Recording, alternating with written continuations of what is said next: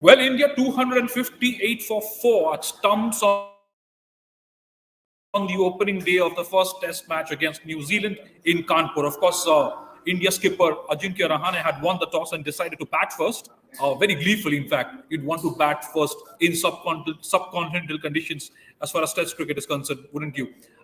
India had that opportunity, and of course, a couple of the fringe players on the fringe who've been promising to make some breakthroughs in Test cricket, got a couple of opportunities. Lucky then for Shreyas Iyer, who made it count.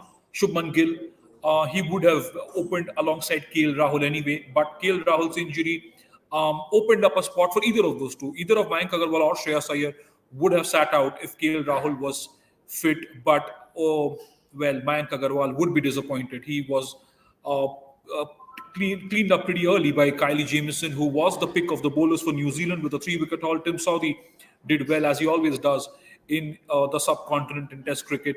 But from thereafter, after India lost Mayank Agarwal early, Shubman Gill and Cheteshwar Pujara did a steadying job. Again, Shubman Gill, very promising youngster. He has opened for India on a couple of occasions, and on several occasions in Test cricket, and especially in Australia. He was very impressive. Did not play in England with an injury. He came back home. KL Rahul made the most of his opportunities there. And of course, Shubman did play in that series against England at home.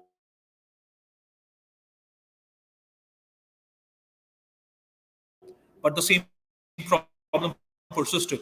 Shubman Gill got off to a start at not really going on to convert that into a big score. 100 ideally would have been so much easier for Shubman Gill to try and push his claims further. Of course,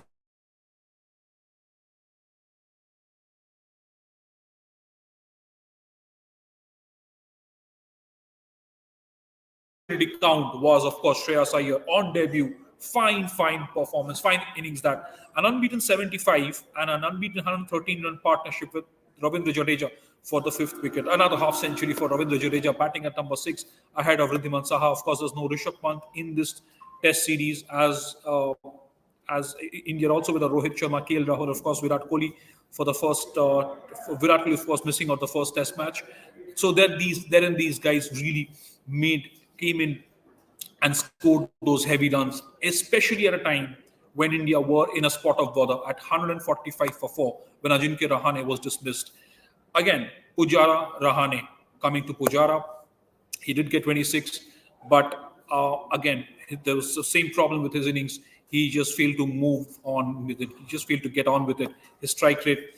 Well, it's sometimes often repeated. Your strike rate, how high your strike rate is, how low your strike rate is. But I get the feeling that in Test cricket, sometimes, especially in conditions where you'd want to amass as many runs as you can, 26 runs of 88 balls. Pujara was at the crease for 2 hours, strike rate of 29.5. You probably expect your number 3 to push on a little harder than that. Ajinkya Rahane was a patchy innings to begin with. Looked good in with a certain shots, with some shot selection, but again, the shot that he got out to didn't quite cut it with me. Ajinkya Rahane, stand-in captain, 35 or 63 balls at a time when he really needed to get those big runs again. Both Rahane and Pujara had put up a brave front before the Test match. Said that hundreds are not important as long as you're contributing to the team's cause, but those contributions are now wearing thin. Of course, Pujara kind of redeemed himself in England, but that 100 is still missing from his repertoire of knocks currently in the recent past. As Ajinkya Rahane, again, the stand-in captain, he looked relaxed when that partnership between Shreyas Iyer and Ravindra Jadeja began to flourish, but it's going to get into some sort of tricky territory now with the Mumbai Test match up soon after the first Test match in Kanpur. Shreyas Iyer now getting runs. What if he goes on tomorrow to score 100 on Test debut? When Virat Kohli comes back, would you drop a man who's just scored 100 on debut, or would Ajinkya Rahane be feeling the pressure? Because Virat Kohli comes back and immediately takes that position in the middle order. And also remember, Mayank Agarwal, whatever he's done in the first innings, whatever he does in the second innings, he's certainly going to get a game in Mumbai as well as a specialist open alongside Shubman Gill. There's no Rohit Sharma, no KL Rahul, remember. Prithvi Shaw is, of course, touring with the India A side in South Africa. So Mayank Agarwal will be a little more at ease now. Ajinkya Rahane What happens? These are some tricky questions that we're going to be faced with next week when the team moves to Mumbai for the second test match. But speaking of Kanpur, there's plenty of cricket to be played. 258 for 4 at stumps. India won't be all too disappointed, really. 145 for 4 is what they found themselves in. New Zealand, on the other hand, would be pretty gutted. Again, their team selection. No Mitchell Santner in that side. They went in with Russian Ravindra, understandably, to consolidate their batting against a top-class bowling lineup. It's probably one of the most feared bowling lineups in the history of Test cricket. You'll have Ishant Sharma and Umesh Yadav up front with the new ball. Then you have the three spinners, R. Ashwin, Ravindra Jadeja, and Akshar Patel. Akshar Patel was superbly impressive on his maiden Test tour, on his maiden Test series against England just a few months back, early in the year. Therein lies a massive challenge, and understandably, New Zealand wanted to bolster that batting lineup. But in trying to bolster that batting lineup, did they miss a trick by not playing a more specialist and a more experienced fifth bowler? Mitchell Santner, who knows what he could have done? He was weighing heavy on Indian minds in that T20 World Cup game also a few years back in India, in that T20 World Cup game in 2016. Mitchell Santner was very accurate, very skillful, and he's a very, very skillful left-arm spinner who has experience of bowling in Indian conditions. What sort of a difference could he have made? Well, all that is easy to look back in perspective. A lot of what ifs in sports at the end of such a nice, delightful day of Test cricket. It was a seesaw battle. This is why you want to watch Test cricket, don't you? India got off India lost Mayank Agarwal early. There was a good partnership developing between Shubman Gill and Chiteshwar Pujara. Then again, some wickets were lost in a hurry. 3 wickets in the second session. That is where Indian fans and the team dressing room there would have been a little worried. But what a fight back that from Shreyas Iyer and Ravindra Jadeja, clearly taking the onus away from New Zealand. At one stage, it looked like India would do well enough to get close to 300. Now that looks so good right now. Yes, the top order should have contributed more. They would have wanted more runs from the likes of Shubman Gill, even though he got to a half century. Mayank Agarwal not making it count. Chiteshwar Pujara and Rahane, those concerns still remain. At home, the first test of after the first test at home after the World Test Championship final, you're playing the champions. You wanted to really assert yourself with your senior batsman. That didn't happen. But now, 258 for 4 isn't a bad position to be in at all. You could say to an extent that honours were shared on day one after New Zealand pulled away in the first couple of sessions, and then India really dictating terms through Shreyas Iyer and Ravindra Jadeja. On day two, they'd want to make it even bigger and larger. Of course, a lot of things to look out for. First off, statistically, does Shreyas Iyer go on to become a debutant centurion? How many more can Ravindra Jadeja add? And of course, there's a fair bit of batting to come after those. As R. Ashwin, Akshar Patel, Riddhiman Saha, a lot of batting still to come. And India should now be ideally looking at a score in the vicinity of 400. Why not, right?